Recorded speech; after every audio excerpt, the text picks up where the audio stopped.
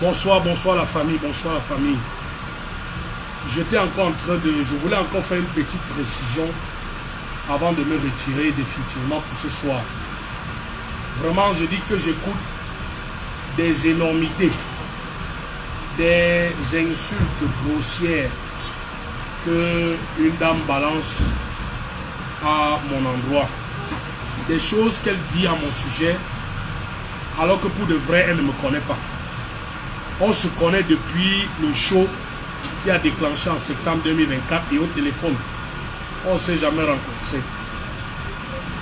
Donc véritablement, moi je respecte les gens. Et même maintenant, j'ai beaucoup de respect pour elle. Mais elle n'a pas besoin d'aller trop loin.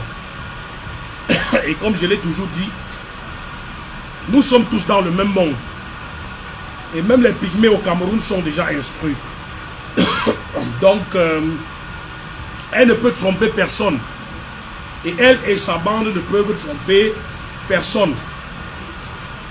Nous n'avons pas aux mêmes informations.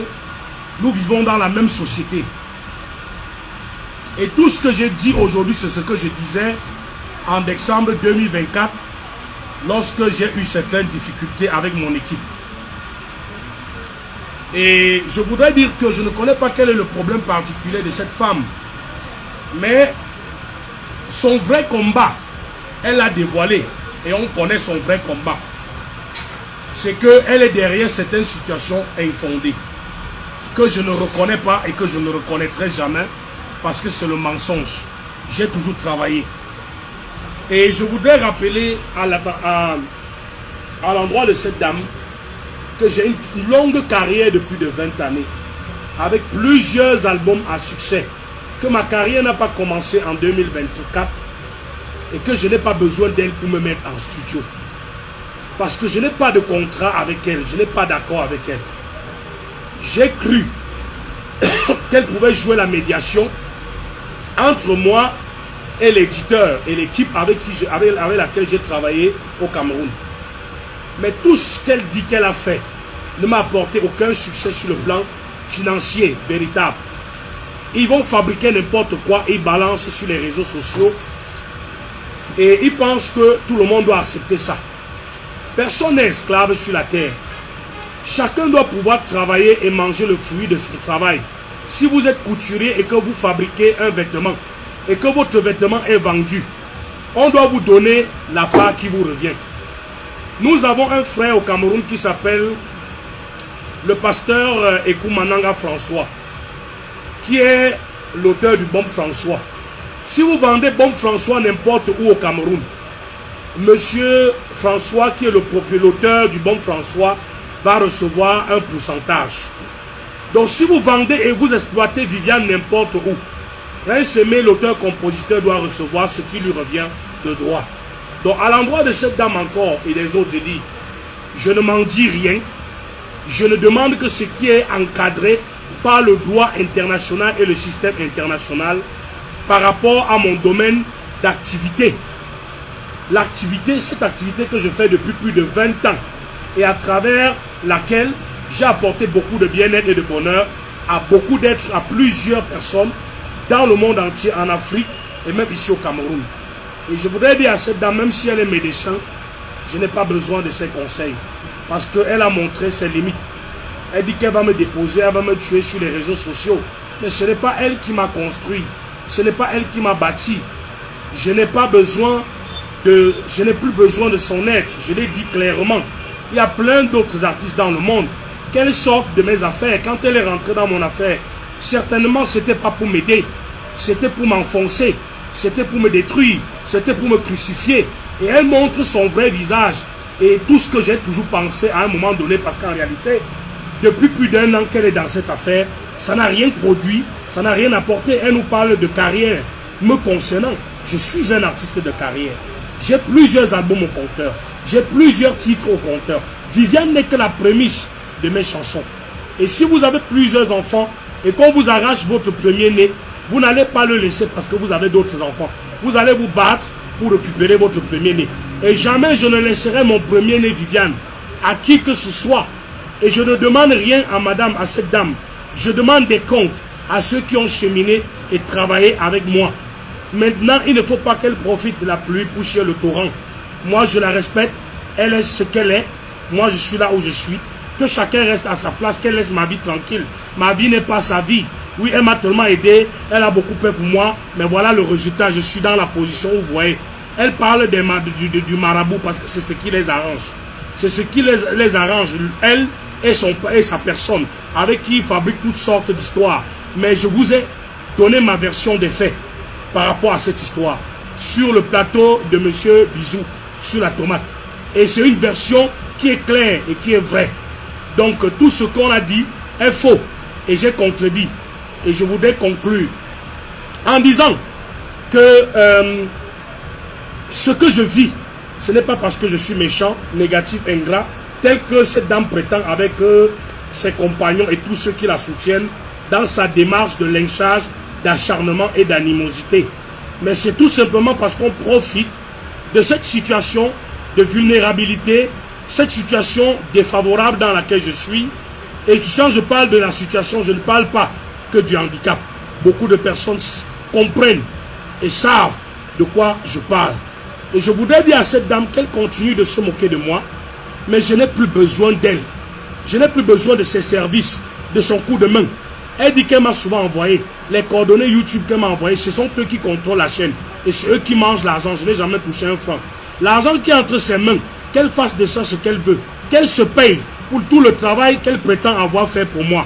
Mais je peux vous rassurer, si quelqu'un vous aide, et que ça ne change pas votre quotidien, votre statut, votre situation, c'est que la personne n'a rien fait. Et je voudrais dire à cette dame, il n'y a rien qui m'est arrivé. Je réclame juste à récupérer ma part de gâteau, de revenus financiers dans les projets que j'ai en réalité réalisés avec les uns et les autres et que nous avons vendus et qui ont généré des royalties et des droits d'auteur et également les droits sur toutes les versions de Viviane qui ont été reprises. C'est mon droit. Je ne supplie ça à personne.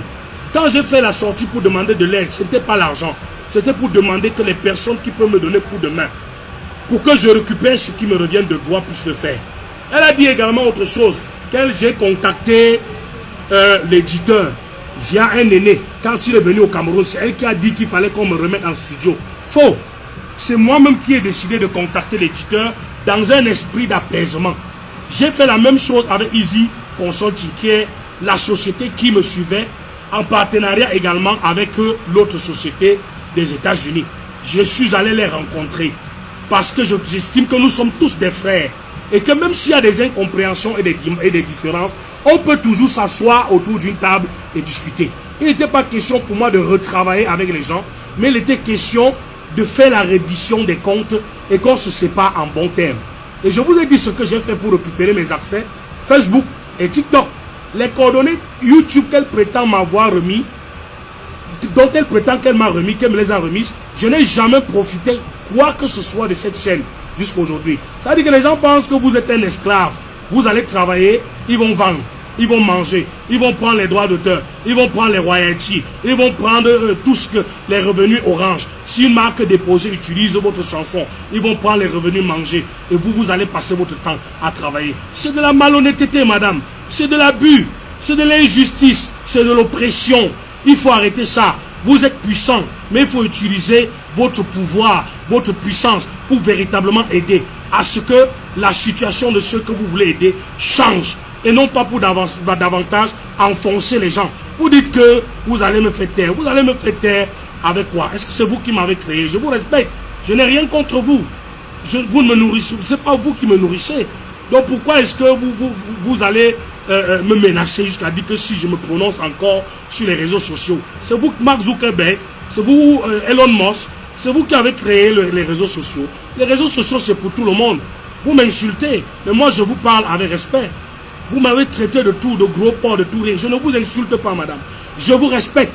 Mais je dis que vous êtes complice de l'injustice, des abus, de l'oppression, de la manipulation et du lynchage, de l'acharnement gratuit dont je suis victime. Et je dis encore, je n'ai jamais rien pris à personne en termes d'œuvre pour réussir dans ma carrière musicale.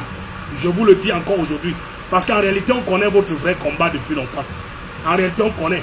Moi, vous avez fait diffuser les voices dont je vous ai envoyé. Je vous ai toujours parlé avec respect.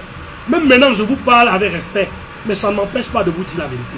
La vérité peut blesser, mais le sang ne coule pas. Ça ne m'empêche pas de vous dire la vérité, quoique je vous respecte. Je respecte les femmes et je respecte les gens. Mais ça ne va pas m'empêcher de vous dire la vérité. Et je vous dis que je n'ai pas besoin de mendier auprès de vous. Ce n'est pas vous qui m'entretenez depuis des années. Vous dites de vous parler d'une certaine Lolo Fondja. Je n'ai jamais eu de problème avec Lolo Fondja. Je n'ai jamais eu de problème avec Lolo Fondja. Je suis rentré au Cameroun, on m'a demandé quelque chose que tout le monde connaissait. J'ai dit que non, je n'avais pas encore reçu, c'est tout. Mais je suis resté ici au Cameroun et cette soeur m'a appelé. Elle m'a appelé et elle a fait ce qu'elle devrait faire. Elle et moi, nous n'avons eu aucun problème. Donc, les problèmes que vous êtes en train de créer, c'est comme ça que vous créez les problèmes partout. Vous voulez maintenant réveiller un autre dossier pour créer d'autres problèmes. Ça vous apporte quoi? De créer tout ce scandale, de créer tout ce problème, ça vous apporte quoi? Tout ce lynchage, cette situation d'acharnement, ça vous apporte quoi au juste dans votre vie? Ça ne vous apporte absolument rien. Les milliards, je n'ai pas peur d'en parler, madame, parce que nous sommes dans la même société. Et je sais ce qui se passe. Je ne suis pas un artiste en herbe. Ne croyez pas que c'est aujourd'hui que j'ai commencé la musique. Sachez que je suis un producteur et qu'il y a beaucoup d'enfants au Cameroun que j'ai produit. Peut-être vous ne savez pas. Peut-être vous ne le saviez pas. Je vous informe. Je ne suis pas seulement un auteur-compositeur, mais chanteur, mais je suis un producteur d'œuvres musicales. Et j'ai produit d'autres jeunes ici au Cameroun. Donc avant de parler de moi, tenez bien, il faut bien vous tenir. Parce que vous êtes en train de parler de quelqu'un. Moi, je suis dans un domaine depuis. Mais ma structure, ce n'est pas vous qui l'avez créée. Vous savez ce que vous savez, je sais ce que je sais. J'ai les informations que je possède. Et vous, en offre, vous savez ce que vous avez dit à celui qui marchait avec moi et même à moi-même. Vous savez ce que vous nous avez dit. Maintenant, devant les gens, vous dites autre chose. J'ai appelé l'éditeur quand il est venu au Cameroun dans un esprit d'apaisement.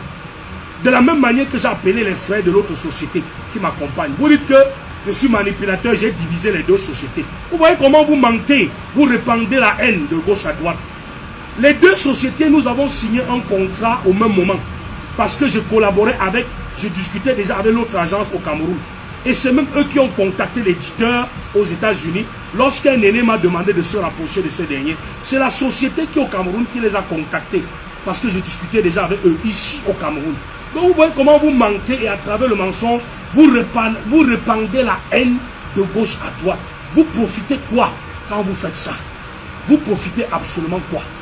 C'est moi qui ai appelé l'éditeur. Il a commencé à me dire non, les tournées ne sont pas finies, on peut tout reprendre les tournées. Je lui dis frère, je n'ai pas un problème avec les tournées, mais avant les tournées, faisons les comptes. Ce que je demande depuis, c'est qu'on fasse les comptes. C'est là où on ne s'est pas compris.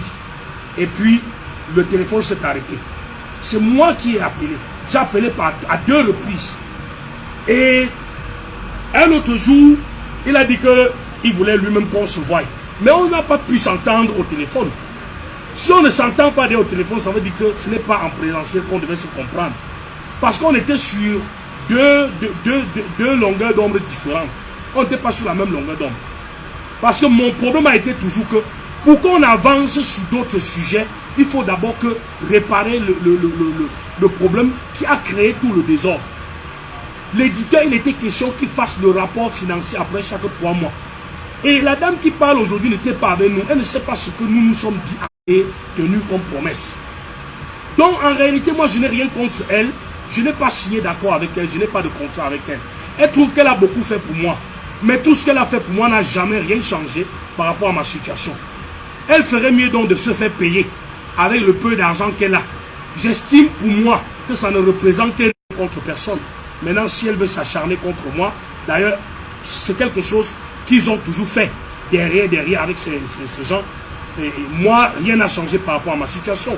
Quelqu'un ne peut pas, une personne ne peut pas prétendre vous aider et votre situation ne s'améliore pas. Je ne demande pas à quelqu'un de me donner l'argent. Je dis que les affaires que j'ai fait avec les gens, ma part, qu'on me remette ma part. Si on me demande d'entrer en studio, de sortir une chanson, je vais entrer en studio, sortir une chanson pour qu'on vende encore et qu'on ne me donne rien. Pour que je vienne encore vous dire qu'on a vendu, on ne m'a rien donné. Mes royalties, je n'ai rien eu. Mes droits d'auteur, je n'ai rien eu. Les revenus streaming, je n'ai rien eu. Je dois encore revenir vous dire ça. Il faut changer ce système, ce mécanisme d'abus qu'on a mis sur pied par rapport à moi. Et je crois qu'il y a des Camerounais et des êtres humains sensibles qui vont m'aider à le faire. Je suis convaincu. Quoi que cette dame dise, moi je remets tout entre les mains de Dieu et de mes ancêtres. Je ne dois aucun argent à aucun marabout. Interpellé, je passe ce message à Gâteau. Je ne dois aucun argent à aucun marabout. Et aucun marabout n'a jamais dépensé son argent sur moi. Et je n'ai pas été reconnaissant. Tout ça, c'est du mensonge. Ça fait partie de tout ce que la dame et ses gens fabriquent pour me détruire, pour s'acharner contre moi, pour une seule raison, leurs situations inventées, qui sont des situations infondées. Merci à tous. Je vous aime.